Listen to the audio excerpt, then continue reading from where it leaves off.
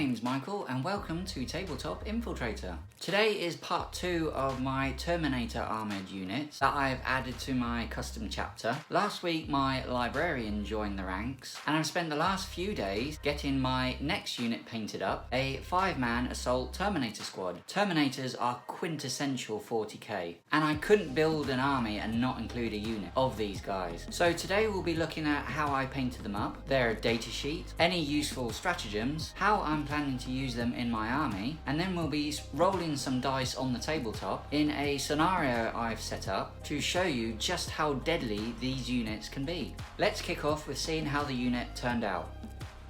And here they are, my 5-man assault Terminator squad. I'm really happy with how they turned out, and I think they still stand up in the Marine range today, even with the introduction of Primaris models and the scale creep. So I painted them up using a Chaos Black rattle can to undercoat them. I used my airbrush to apply a base colour of heavy blue. Lead Belcher was used on all the armour joints, cabling, the little lighting unit on their shoulders, Thunderhammer and Storm Shields. Balthazar Gold was used on all the ornate sections of the models. Screaming Pink was used on the base colour on the Purity Seals. Ushanti Bone was used on any scroll work and the Purity Seals. Gory Red was used on the Thunderhammer handle grips to highlight the Purity Seals and the lenses on the helmets. I also used them on any gems on the armour with a small amount of White Scar added in to do the highlights. I used White Scar again to do the little dots on the helmet lenses. I used a thin down layer of cold grey as a base coat on the sergeant's head, with the main colour being Cadian flesh tone over the top of that.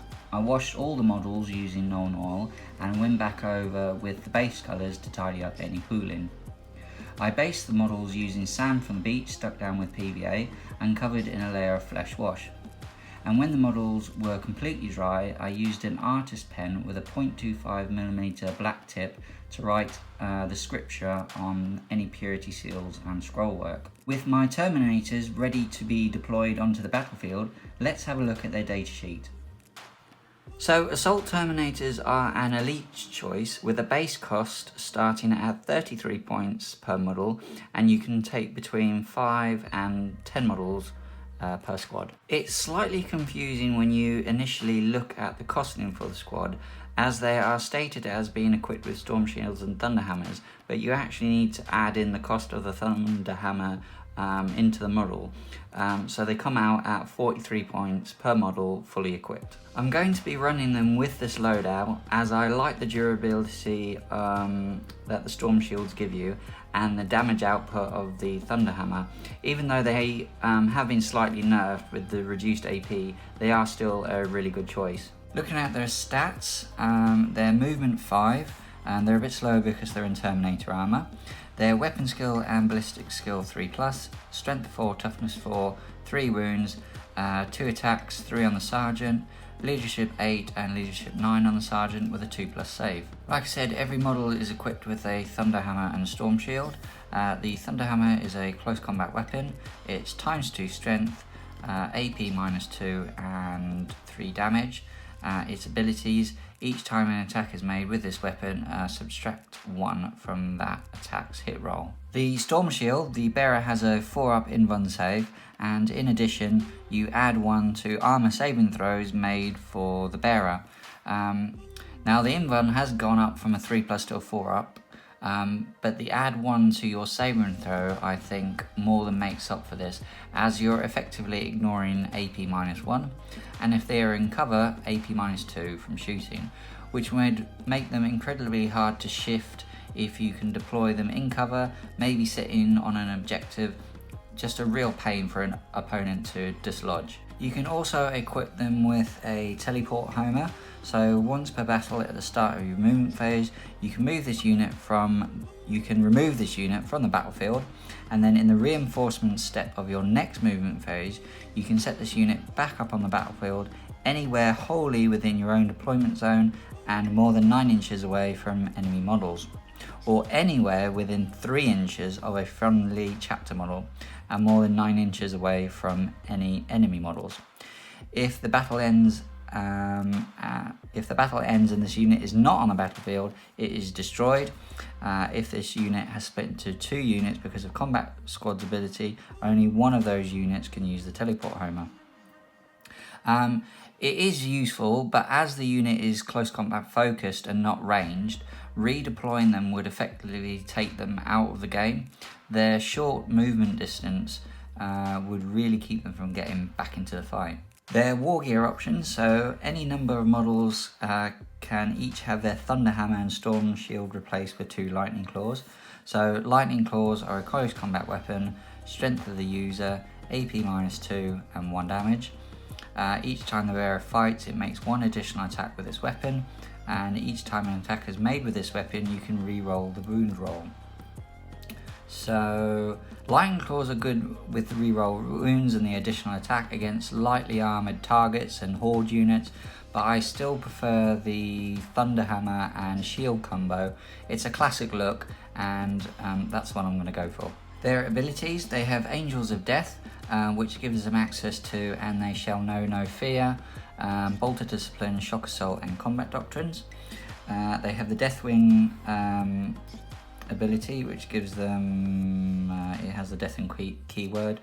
The Crux Terminatus, every model in this unit has a 5-up invuln save, but it's kind of negated by the Storm Shield. And then it also has Wolf Guard, so you can, if they're playing them as Space Wolves or Space Wolf Successor chapter, you can give them the Wolf Guard keyword. And then their keywords are Imperium, Adaptus Astartes, Infantry, Corps, Terminator and Terminator Assault Squad. So with the squad equipped with Thunderhammer and Storm Shields, the 5-man unit works out at 215 points, which is not bad for a really hard-hitting assault unit, especially when they're going to be supported by the Librarian, giving them buffs and bonuses. When it comes to stratagems, there's only really 2 which are applicable to the unit. The first one is Fury of the First. So for 1 command point, use this stratagem in your shooting phase when an Adaptus Astartes unit from your army is selected to shoot, or in the fight phase when an Adaptus Astartes unit from your army is selected to fight. Until the end of the phase, each time a Terminator model in that unit makes an attack, add 1 to the attack's hit roll. So adding 1 to the attack roll will be really helpful in negating the -1 to hit you suffer from Thunderhammers. So they will go from hitting on 3+ to 4+, and then back down to 3+ with Fury of the First. And next is Adaptive Strategy for 2 command points. Use this stratagem in your command phase if a chapter warlord from your army is on the battlefield and a combat doctrine is active for your army. Select 1 chapter core unit from your army that is on the battlefield. Until the start of your next command phase, each time a model in that unit makes an attack, the Devastator Doctrine, Tactical Doctrine and Assault Doctrine are considered active for that attack. So putting the squad into the Assault Doctrine, if I can come down in turn 2, and gaining that extra pip of AP will make them incredibly deadly. The Thunderhammers will go from AP2 up to AP3, which will absolutely be destroying armour. So hitting on 3s, AP -3 weapons, terrifying to any opponent. So how do I plan to use them on the tabletop?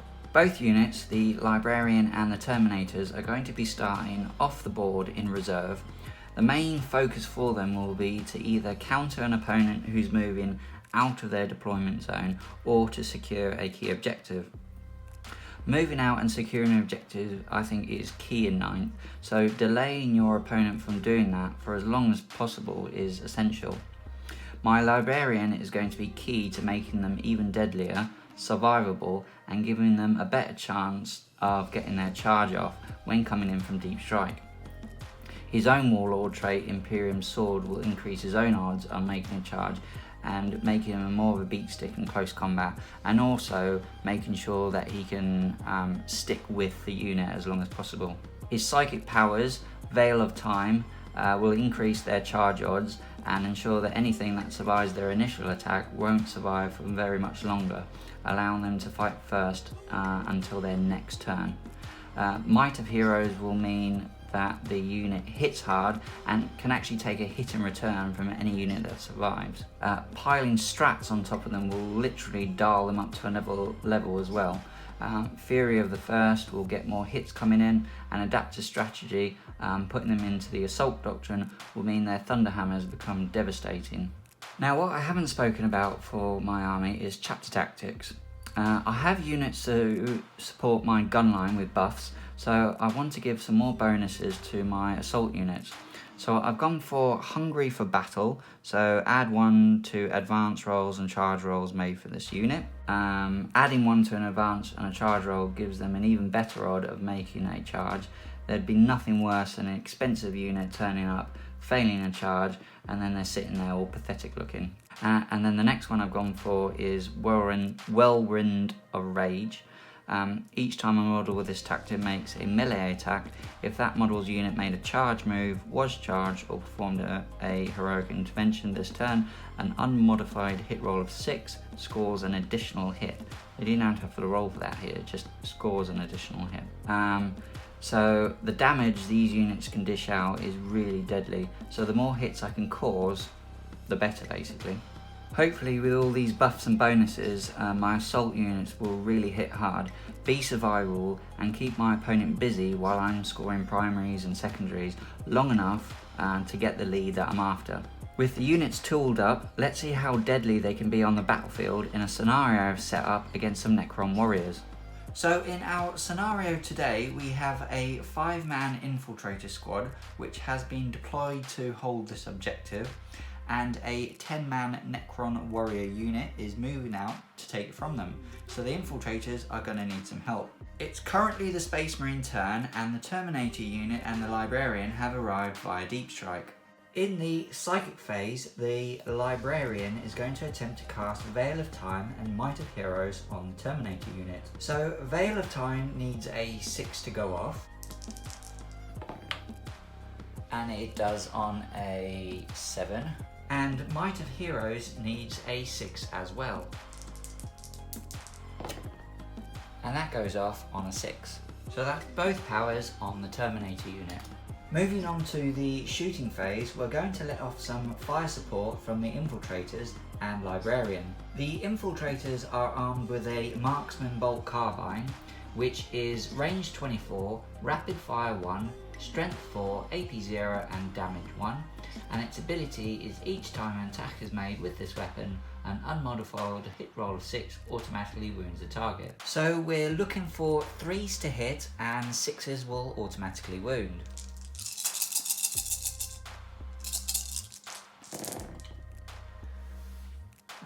One 6 there.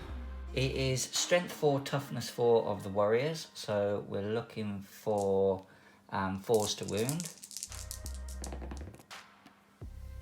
And just 1 has wounded. Take out the fails. It's AP minus 0, so the warriors will get their 4-up save, which they fail both, so 2 go down.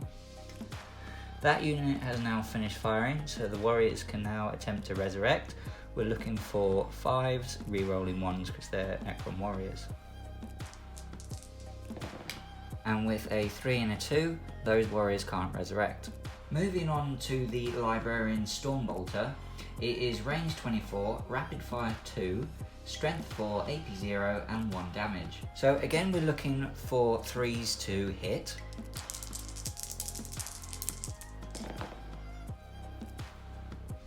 Got 1 miss.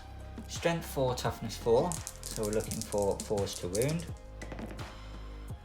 AP 0, so 4-up armor save for the warriors. Another 2 go down. That unit has finished firing, so they can attempt to resurrect. So looking for 5s, re-rolling 1s. So we've got 1 5 and a 1, so we'll re-roll that 1. And a 2, so that's a fail. So 1 does get back up, and my 1 is removed from play. Right, on to the charge phase. Both the Terminators and the Librarian are going to attempt to charge the Warrior Squad. The Necron Warriors are going to fire Overwatch.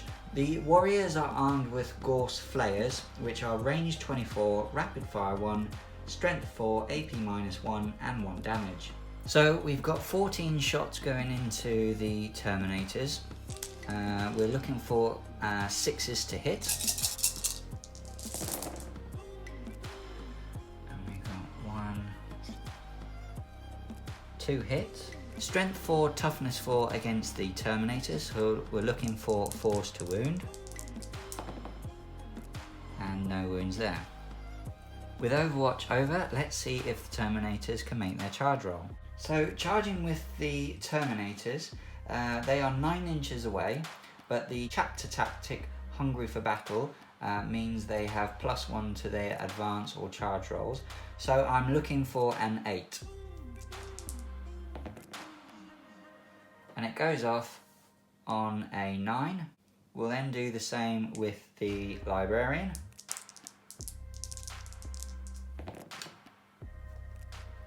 He rolls a 5, but he can re-roll his roll with Imperium Sword. And that fails on a 6, so he doesn't make it into close combat, but the Terminators do. So I've moved and piled in with the Terminators, and I'm going to use my 2 strats, Fury of the First, for +1 to hit rolls, and Adaptive Strategy to put them into the Assault Doctrine, which will give them an extra pip of AP for their Thunderhammers. Attack-wise, each Terminator has 2 attacks, with the Sergeant having 3. They get an extra attack for Shock Assault for charging in. They also get an additional attack for Might of Heroes. So a total of 26 attacks. So we will be hitting on 3s because of Fury of the First, and any 6s to hit will cause an additional hit from the chapter tactic Whirlwind of Rage. The Necrons are really doomed. And then looking for 6s, so we've got 1, 2, 3, 4 6s, so that's, we can put 4 back into the pile there. And to wound, we are at ×2 strength because of the Thunderhammers, +1 from Might of Heroes, so it's strength 9 against toughness 4, so we're looking for 2s to wound. 18 wounds inflicted at 3 damage apiece. With the squad being in the Assault Doctrine, the Thunderhammer's AP goes up from -2 to -3, which means the Necrons don't get a save. So with the entire squad of Necron warriors destroyed, they don't get access to resurrection protocols, so completely devastating, and hopefully the Terminators perform like that for me in every game. It was a shame I couldn't get the Librarian in, but his supporting psychic powers do really help to beef up the unit, and you can see how easily they dispatch the warriors. I'm definitely looking forward to seeing them on the tabletop. With my Terminators and Librarian joining my army, I'm getting so close to the finish line, with only a few units left to paint up. With that said, the next unit for my painting desk will be a 10-man Hellblaster squad. These guys aren't everyone's choice, but I love the look of them, and the plan is to support them with my Captain in Phobos armour with his Chapter Master upgrade, and my Chief Apothecary. I think this will really get the most out of them. So that's it from me for another week. If you've enjoyed the video, please consider giving me a thumbs up, and if you haven't already, hit that subscribe button below. It's right there. Hit it now. And turn on notifications so you never miss a video. And I'll hopefully see you next time.